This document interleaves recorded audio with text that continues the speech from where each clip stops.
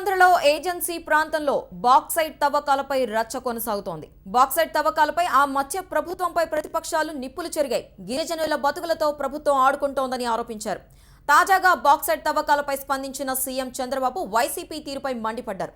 అసలు వైఎస్ హయాంలోనే బాక్సైట్ తవ్వకాలు జరిపారని మండిపడ్డారు. వారు చేసిన తప్పును తమపై రుద్దేందుకు ప్రయత్నిస్తున్నారని విమర్శించారు. అంతేకాదు, బాక్సైట్ తవ్వకాల వెనుక నిజానిజాలు ప్రజలందరికీ తెలిపేలా శ్వేతపత్రం విడుదల చేస్తామని తెలిపారు.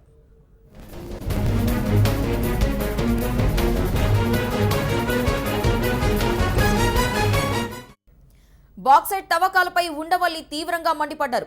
బాక్సైట్ తవ్వకాలపై నిజమైన శ్వేతపత్రం విడుదల చేయాలని ఉండవల్లి డిమాండ్ చేశారు.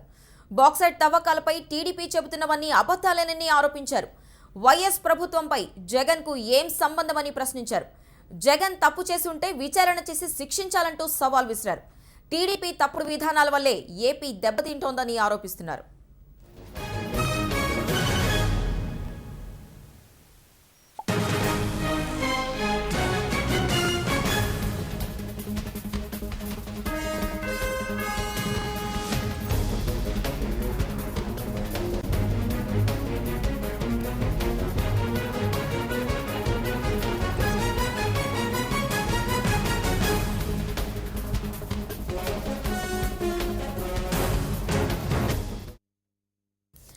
ఇక ఇదే విషయానికి సంబంధించి మనతో మాట్లాడడానికి ఫోన్ లైన్ లో సిద్ధంగా ఉన్నారు టీడీపీ ఎమ్మెల్యే బండారు సత్యనారాయణ గారు. బండారు సత్యనారాయణ గారు, మీరు వినే ఉంటారు, ఇప్పుడు ఉత్తరాంధ్రలో బాక్సైట్ తవ్వకాలపై ముదురుతోంది వివాదం. దీనికి సంబంధించి మీరేమంటారు?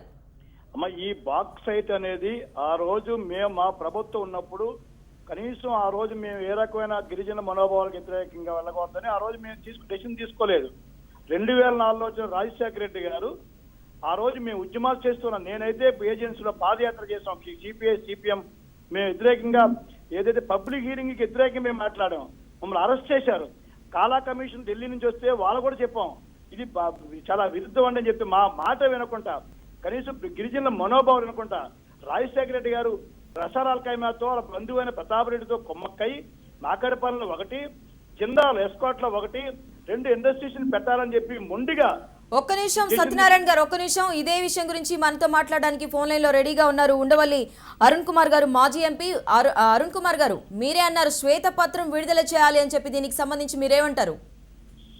శ్వేతపత్రం అంటే మొత్తం ఇప్పటి వరకు ఆ బాక్సైట్ మైనింగ్ మీద కాంగ్రెస్ పార్టీ సమయంలో ఏం జరిగింది, తర్వాత అప్పుడు చంద్రబాబు నాయుడు గారు ఏమన్నారు, ఇవాళ చంద్రబాబు నాయుడు గారు అధికారంలోకి వచ్చారు, ఏమంటున్నారు, ఇవన్నీ కూడా వివరాలు ఇవ్వాలి. కానీ అసలు చంద్రబాబు నాయుడు గారి ప్రభుత్వం ఇక్కడి నుంచి బాక్సైట్ తవ్వకాల కోసం రాజ్యాంగ సవరణ చేయమని కేంద్ర ప్రభుత్వానికి సిఫార్సు చేసింది.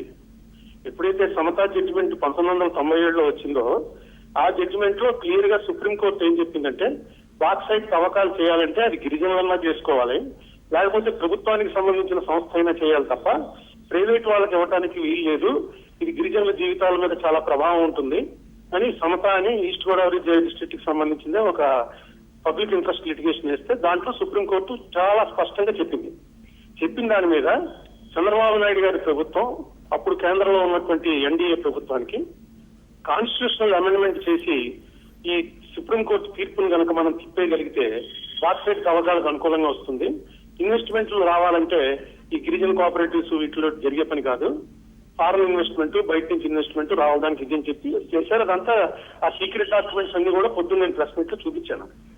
తర్వాత రాజశేఖర రెడ్డి గారి గవర్నమెంట్ వచ్చి రాజశేఖర రెడ్డి గారి గవర్నమెంట్ దీనికి ఇవ్వాలనేటువంటి, కానీ అక్కడ ఉన్నటువంటి ఒక కీలకమైన అంశం ఏంటంటే ట్రైబల్ అడ్వైజరీ కమిటీ అని చెప్పి మంత్రి, ట్రైబల్ మంత్రి గారు దానికి అధ్యక్షత వహిస్తారు.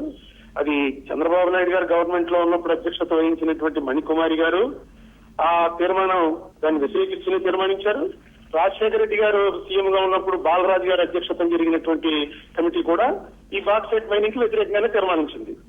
కిషోర్ చంద్రదేవ్ గారు అయితే డైరెక్ట్ గా కాంగ్రెస్ పార్టీ గవర్నమెంట్ ఉన్నా సరే. అరుణ్ కుమార్ గారు, థ్యాంక్ యూ సో మచ్. అలానే బండారు సత్యనారాయణ గారు, once again thank you so much. So ఇది